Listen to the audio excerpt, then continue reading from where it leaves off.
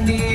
கண்ணான தேசத்தில காவேரி ஓரத்தில காட்டு சிங்கம் பிறந்ததடி வீச்சங்குத்து வீச வச்சி எழுதி வச்சி பதிப்புலி வளர்ந்ததடி